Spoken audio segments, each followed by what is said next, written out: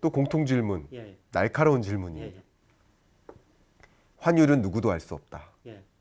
라는 말씀에 동의하십니까? 랜덤워크이다. 예. 라는 말에 혹시 동의하시는지. 왜냐하면 또 환율 전망 하셨었고 예. 앞에 잠깐 말씀 주셨지만 죄송하게도 예. 생각했던 거랑 달리 움직였었다라고 말씀하셨기 때문에 예. 다시 한번 좀 날카로운 질문 들어보겠습니다. 환율은 누구도 알 수 없다라는 말에 동의하시는지. 뭐 제 경우는 환율 전망이 많이 틀렸기 때문에 알 수 없다. 이런 그러시군요. 전망 예. 대답을 드릴 수가 있을 것 같습니다. 네. 예. 그래서 제가 뭐 여러 가지 모델로 환율 전망을 해보는데 네. 뭐 금리보다는 환율 전망이 예측 오차가 더 크더라고요. 그럼요. 예. 그러니까 제가 여러 가지 경제 변수를 예측하는데 예측 오차가 제일 적은 게 소비자 물가 지수고요. 네. 그 다음에 통계청이 발표하는 선행 지수예요. 이것들의 예측 오차가 적고 네. 그 다음에 금리 네. 예측 오차가 적은데 네. 제 모델로는 저 환율 전망이 오차. 제일 오차가 커요. 네. 예. 그래서 저 뭐 소비자 물가 그 다음에 선행지 순환 변동치 그 다음에 뭐 물가는 해외 상황도 반영하지만은 국내 상황을 많이 반영하거든요. 그렇죠. 그런데 환율이라는 거는 전 세계 그렇죠. 글로벌 금융 경제 상황 모든 상황이 그 환율에 반영돼 있기 때문에 예. 참 환율이 제 경우는 예측하기가 참 어려웠었습니다. 예. 자, 그러면 이어지는 날카로운 질문입니다. 환율 전망 예측하기가 정말 어렵다. 누구도 알 수 없다라는 말에 상당 부분 이제 동의를 해주시는 것 같은데요. 그런데 왜 교수님 말씀을 들어야 됩니까? 그런데 왜 더 찬스란 책을 봐야만 합니까? 왜 우리는 틀림에도 불구하고 경제 전망을 꼭 봐야만 하는 겁니까? 이제 정말 날카롭지 않습니까? 그렇죠. 네. 그래서 저는 뭐 제 의견은 다수의 여러 가지 의견 중에 하나다. 네. 제가 저 대학 처음에 들어가지고 사무엘슨의 경제 원론으로 그 경제학을 시작했거든요. 네. 그분 책 서문에 보면은 네. 한쪽으로 보면은 새 주둥이 같은, 다른 네. 쪽으로 보면은 산양 머리 같은 그림이 있거든요. 사회과학 경제학이라는 거는 그런 거라는 거죠. 네. 자기가 배운 이론, 보는 데이터에 따라 어떤 사람은 이거를 맞아요. 새 주둥이라고 주장할 수 있고 네. 어떤 사람은 양머리라고 주장할 수밖에 없다는 거죠. 네. 그런데 제가 애널리스트 생활을 오래 했는데요. 네. 애널리스트들은 이것도 같고 저것도 같다. 그렇게 네. 보고서를 내면 안 됩니다. 어. 이게 새 머리 같다, 뭐 양머리 같다. 이렇게 보고서를 내면요. 예. 특히 펀드 매니저도 애널리스트 보고서 많이 보지 않습니까? 네. 네. 당신 뭐 하러 왔어요? 가세요 그래요. 이거를 한쪽으로 주장하고 거기에 대해서 합리적인 데이터, 이론을 넣으면 되거든요. 네. 근데 그게 이제 틀릴 수가 있는 게 이제 네. 문제죠. 네.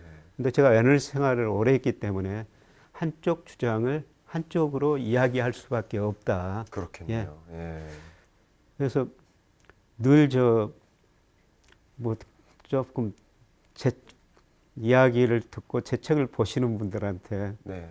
늘 드리고 싶은 말씀은 여러 견해 중 하나입니다. 아. 다른 분 견해도 들어가지고. 네. 근데 사실 그게 굉장히 어려운 문제예요. 어렵습니다. 사실 네. 보통 투자자 입장에서는 예. 이 사람은 이런 이야기하고 저 사람은 저런 이야기 하는데 그거를 판단할 수 있는 그 능력이라 해서 죄송합니다만 네. 그만한 능력을 갖추신 분들이 그렇게 많지는 않으시거든요. 네. 그래서 사실 굉장히 헷갈리시죠. 네. 그래서 판단은 최종 개인에 있습니다. 그렇죠. 예. 근데도 제가 애널리스트를 했기 때문에 한쪽 주장을 할 수밖에 없었다는 것입니다. 아, 네. 너무 감사한 말씀이고요. 맞습니다. 이제 아마도 이 교수님 랩탑에 어떤 한 폴더가 있을 것 같은데요. 저도 그 폴더를 굉장히 중요하게 생각하는 폴더가 있는데 그 폴더의 이름이 데이터 트레저 이렇게 써놨어요. 그러니까 데이터가 보물인 거죠.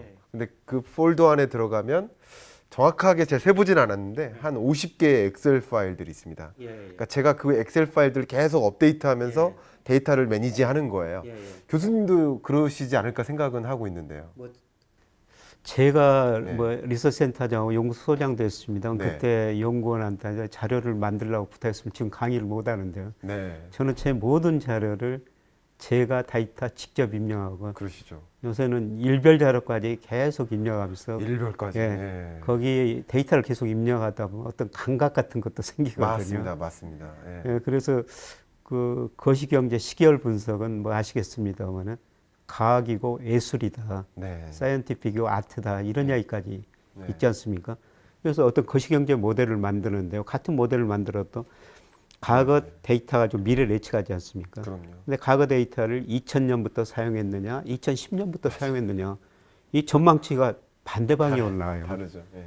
예, 그랬을 때 2010년부터 사용해야 되느냐, 2000년부터 사용해야 되느냐, 예, 그거는 전망하는 사람의 네. 아트, 예. 뭐 통찰력 이런 게 들어갈 수밖에 맞습니다. 없다는 것이죠. 맞습니다. 말씀해 주신 것처럼 뭐 저도 이제 그 데이터 폴더가 있지만 교수님도 혹여나 머릿속에 혹은 이제 마음속에 아니면 그 정말 그 PC 속에 그 데이터를 매니지하는 그 데이터들이 있을 텐데 아마도 그 폴더 안에 있는 데이터가 조금씩 차이가 있기 때문에 그죠? 혹은 같은 데이터라 하더라도 가중치가 다를 수 있기 때문에 그리고 보는 시점도 저는 예를 들어서 2000년대 이후만 보는데 교수님은 뭐 1960년대부터 보신다든가 그런 것도 또 다 다르기 때문에 여러 시야를 관찰하실 필요가 있겠다라고 생각하고요. 저도 그런 생각이 좀 들고요. 아마 이 말씀 속에 더 찬스라는 책과 긴축의 시대라는 책을 같이 보시면 되지 않을까. 예, 그러시면 될 것 교수님 같습니다. 채널과 제 채널을 예. 같이 보시면 되지 않을까. 제가 감히 그렇게 재밌게 이제 의견을 좀 올려보고 싶습니다. 이제 정말 대망의 주제인데요. 말 그대로 22년 하반기 끝자락 그리고 23년 그 경제를 좀 들여다보는 것이고요. 전망하는 관점에서 여러분들이 가장 관심 있는 주제죠. 주가, 부동산, 뭐 그밖에 자산 배분 어떻게 해야 될지 그 현실적인 조언도 책에 잘 담아져 있는 것 같은데요. 그런 면에서 뭐 여러분들께 교수님께서 좋은 조언을 좀 주시면 좋겠는데 첫 번째입니다. 일단 저성장 국면에 진입한다. 적어도 침체가 아닐지라도 경기 둔화는 확실하고 저성장 국면에 진입하는 것은 거의 확실한 것 같습니다. 적어도 그런 국면에서 우리는 기본적으로 어떤 삶을 살아야 될지 어떤 투자 의사 결정의 철학을 갖고 살아야 될지 일단 큰 말씀 한번 드려. 저는 우리 경제가 구조적으로 저성장 저금리 시대에 접어들었다. 금리 다시 떨어질 것이다. 네. 이렇게 보고 있고요. 네. 뭐 이럴 때는 일하면서 근로소득 얻는 게 정말 중요하다. 근로소득이 일해야 중요성. 된다. 네. 예를 들어서 지금 우리가 은행에다가 1억 원을 예금해 놨으면은 네. 뭐 한 달 이자가 10만 원, 20만 원 사이거든요. 네. 그 10만 원, 20만 원 의미가 뭐냐면은 네. 어떤 일을 해가지고 10만 원, 20만 원을 번다면은 네. 금융자산 1억 원 가지고 있는 거나 똑같은 현금 흐름이다. 네. 예, 그리고 구조적으로 금리는 다시 떨어지기 때문에 우선 근로소득을 얻고 투자를 할 수밖에 없다. 네. 치리법칙이라고 이런 이야기가 있지 않습니까? 제가 뭐 젊었을 때는 우리 은행 금리가 9%도 됐었어요. 네. 그러면 71을 9로 나누면 8년, 복리로 얘기해보세요. 8년 지나면 원금이 2배가 돼 있거든요. 네. 근데 지금은 금리가 1 내지 2% 시대예요. 네. 원금이 2배가 되려면 36년, 72년이나 걸려야 된다는 네. 거죠. 은행 예금을 했을 때. 네. 투자할 수밖에 없다는 겁니다. 그렇네요. 네, 그래서 투자를 꼭 하셔야 되는데요. 네. 근데 저는 저 젊은 분들한테 좀 멀리 내다보고 분산 투자를 해 하셨으면 좋을 것 같다. 네. 주가가 많이 오를 때도 뭐 20, 30대 수익률이 낮더라고요. 네. 그 이유를 분석해 보니까 신용을 썼고요. 네. 가지고 있는 금융자산이 적기 때문에 빨리 늘려야 되겠다. 네. 그 다음에 소수 종목에 집중 투자하는 경우가 있었어요. 네. 그래서 빨리 그 돈을 벌어야 되겠다. 네. 그런 마음에. 그래서 네.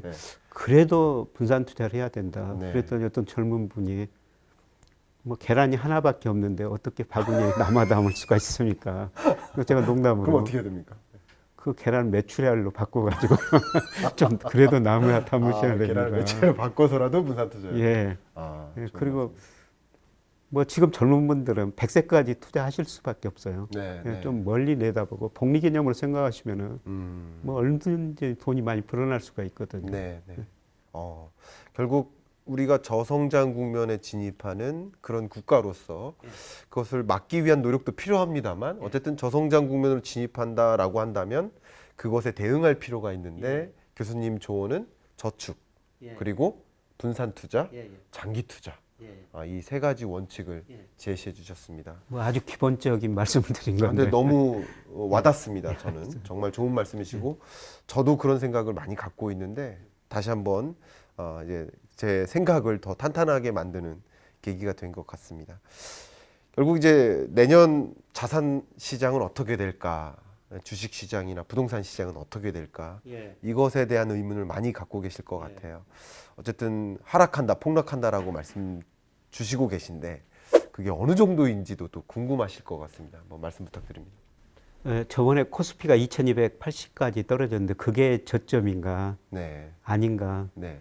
저는 뭐 아직은 아니라고 생각하고 있거든요. 그게 저점이 아니다. 예, 제가 네. 저 작년에 코스피가 3,300 갈 때 올해 2,200까지 떨어질 수 있다 네. 이런 말씀을 드립니다만은 네, 예, 지금도 2,200까지 떨어질 수 있다고 지금 보고 있어요. 네, 예, 그게 아마 올 12월에서 내년 1분기 사이일 거로 보고 있습니다. 네. 예. 뭐 구체적인 시기는 누구도 잘 모르는데요. 제가 홍사운의 경제쇼에서 예. 김 작가 TV에서 예. 똑같은 말씀 드렸어요. 아, 그러셨어요? 예, 12월 말 끝자락 아니면 23년 1월 최고 상반기 예, 예. 딱 그 지점이 저점일 거라고 제가 몇 개월 전부터 얘기를 했었거든요. 저도 똑같은 생각이에요. 똑같은 생각을. 예, 저는 예. 그게 제가 가지고 있는 모델에 이제 나오는 교수님 수치라서 모델에. 네. 예, 그렇게 말씀드리고 있는데 네. 이때 일시적으로 급락해 버릴 수가 있어요. 네. 예. 그래서 제가 2,200이라고 말씀드렸습니다. 그 이하로도 일시적으로 떨어질 수도 있습니다. 네. 예, 그럴 때 이제 우리가 주식을 싸게 살 기회라는 것이죠. 그렇군요. 예.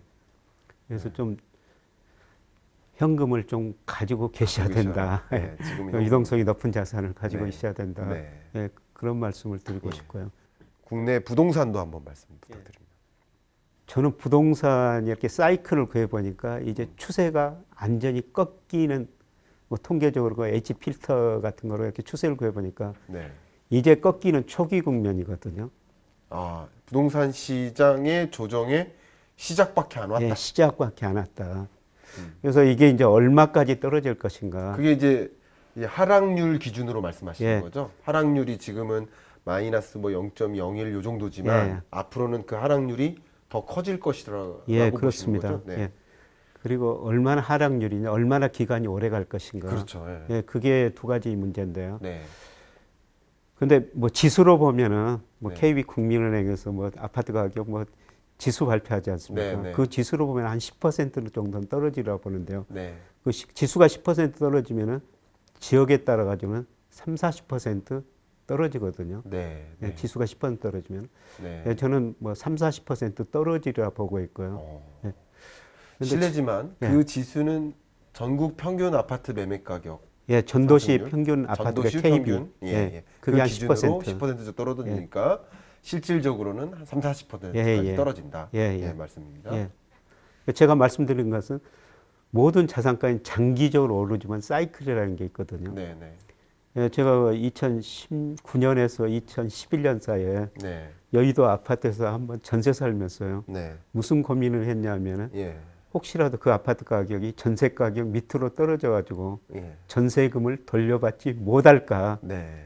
이런 고민을 많이 했던 시절이 있거든요. 네. 제가 이런 말씀을 드리는 것은 사이클이 있다는 겁니다. 근데 그렇죠. 제가 사이클을 구해보니까 그 사이클 이제 초기 단계에 진입하고 있더라. 예, 그래서 최소한 앞으로 하락 국면이 3년 정도는 갈 것이다. 갈 것이다. 뭐 길게 보면 5년 정도 될 수가 있고요. 있다. 최소한 3년은 갈 수가 있다. 그렇게 네. 보고 있습니다. 그럼 아주 장기적으로는 부동산 가격이 상승하는 국면이라고 보고 계신가요? 그러니까 근데 지금 그것도 지금 제가 고민하고 있어요. 그것도 고민하시는 예. 거예요. 예. 그래서 일본의 그 90년대 보면은 뭐 인구 구조, 그 다음에 금리 상승, 거품이 붕괴되면서 오랫동안 침체, 장기적으로 하락했지 않습니까? 네, 네. 지금이 그 시기가 아닌가. 지금 여러 가지 데이터를 보면서 네. 고민하고 있습니다. 조심스럽게. 거기까지는 아직 결론을 못 내렸는데요. 그러셨습니다. 예, 그런데 사이클상으로 보면은 네. 앞으로 한 3년 정도는 하락 사이클이 이제 시작되고 있다. 네, 예, 그렇게 네. 보고 있습니다. 아주 뭐 2030년, 40년 이런 장기 사이클 관점에서는 정확하게 말씀하기가 어렵지만 적어도 앞으로 몇 년 동안에는 이제 하락하는 장세가 유지될 것이다라고 말씀 주셨습니다. 정말 이 경제를 진단하고 저는 실제 우리를 이 경제의 의사다라고 표현을 하고 있거든요.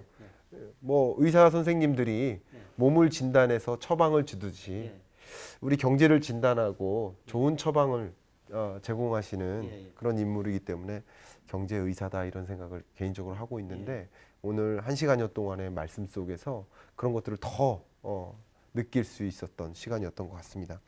이제 아우트로 공통 질문이거든요. 예. 제가 먼저 말씀드리면 예. 미리 생각해 오지 않습니다. 일부러. 예. 그래서 1시간 동안 대화 나누면서 느낀 김광석이 생각하는 김영익 이겁니다. 예. 김광석이 생각하는 김영익은 객관론자다.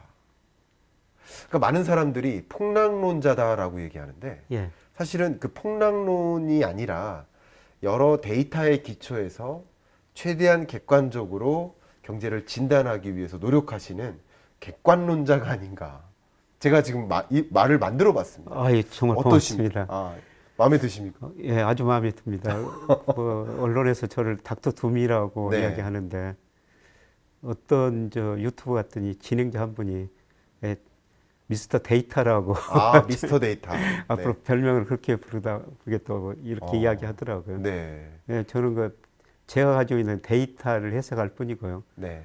사실 제가 비관론적인 전망을 옛날부터 한 게 아니라 네. 제가 2000년부터 2006년까지는 최고의 낙관론자였어요.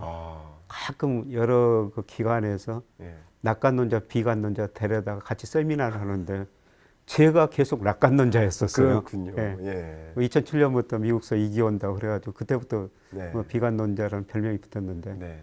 예, 저는 데이터를 해석할 뿐입니다. 제가 가지고 있는 네. 데이터를. 네, 여러분 들으셨죠? 폭락론자, 낙관론자, 비관론자가 아니고요. 객관론자이십니다. 예, 제가 생각한 김영익 교수님에 대한 설명입니다. 아우트로 공통 질문 중에 책을 통해 전달하고자 하는 메시지 10글자로 축약해서 전달을 해야 됩니다. 생각해 오셨는지 모르겠지만 한번 말씀 여쭙도록 하겠습니다. 저는 말씀 처음에 들었으면 시대의 흐름에 당하지 말자. 특히 거시경제 흐름에 당하지 말자. 시대의 흐름에 당하지 말자. 예, 예. 저도 비슷한 생각인데 정말 그 시대 자체를 규명하고 예. 그 시대에 걸맞는 대응을 한다면 예, 예. 우리는 당하지 않을 것이다. 예, 그렇습니다. 제가 그런 비유도 한번 언뜻 한 적이 있는데 예. 앞에 총이 날라와요. 예. 가만히 서 있으면 맞는 거죠. 예, 예. 근데 움츠리면 피할 수 있지 않습니까? 그렇죠. 그러니까 모두에게 총이 날라와도 예. 어떻게 대응하느냐에 따라서 예. 결과가 달라질 수 있다. 시대의 흐름을 좀 공부하면은 그냥 거기 가서 미리서 가서 앉아 있으면 되거든요. 그게 좀 어려운 일이지만. 그렇죠, 그렇죠. 예. 김영익 교수님 통해서 또 여러 전문가들 통해서 균형적인 시각 가지시고 여러분들이 시대의 흐름에 잘 대응하실 수 있는 기회가 됐길 바라고요. 마지막 3가지 질문이 남았습니다. 이 마지막은 나에게 시리즈입니다.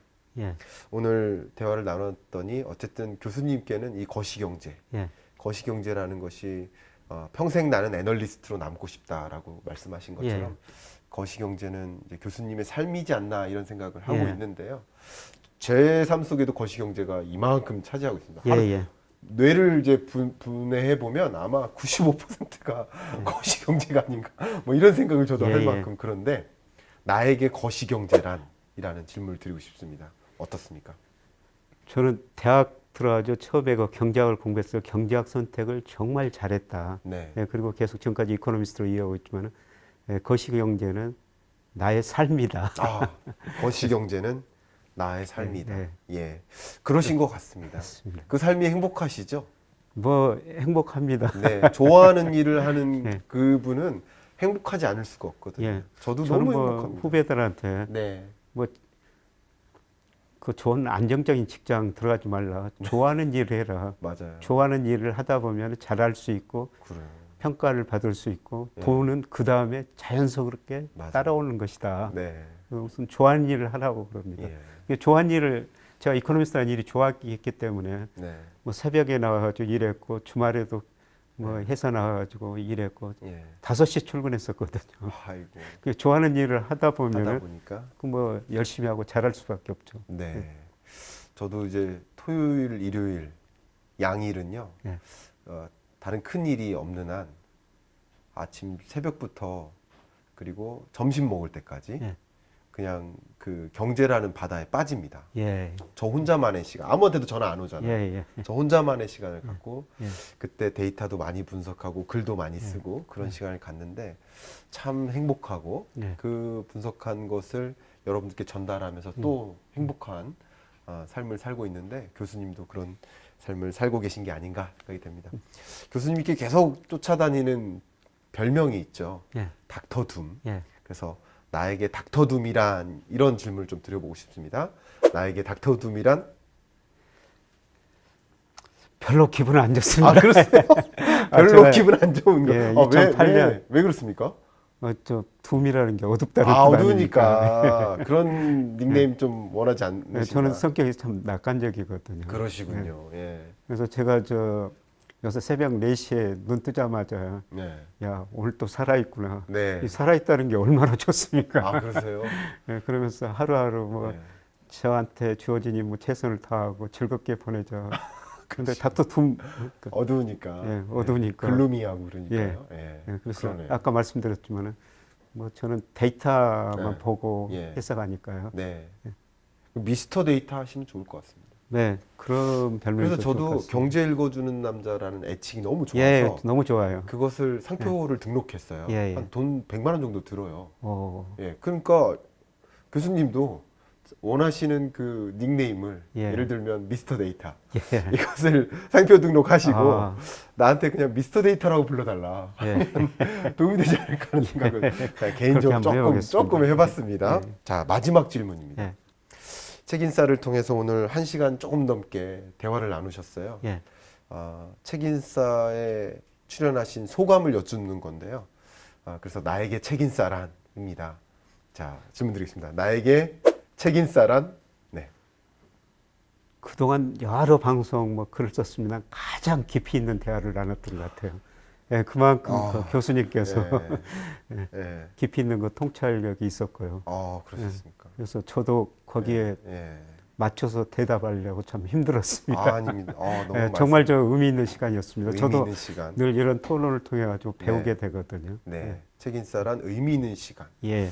그리고 뭐 아까 주가 전망이 있어서 네. 올 연말 내년 초 뭐 비슷한 의견을 가지니까 제가 다른 데 가서 조금 예. 더 자신 있게 예. 원어를 통해 가지고 네. 좀 말씀 드릴 수가 있을 것 같아요. 그렇게 평가해 주시니까 너무 감사하고 이 책인싸의 취지가 그거였거든요. 예. 그냥 제가 그냥 공부하는 사람으로서도 있지만 그냥 다른 어떤 채널에 나올 때랑 달리 예. 저도 이제 경제를 연구하고 공부하는 사람으로서 좀 더 깊은 질문을 드려보고자 하는 것이 이 취지였는데 그 취지에 부합하게 이렇게 평가해 주셔서 너무나 감사하고 제가 다시 한번 오늘 많이 배울 수 있는 시간이었습니다. 제가 많이 배웠고요. 정말 의미 있는 시간이었던 것 같습니다. 너무 감사합니다. 고맙습니다. 예, 감사합니다.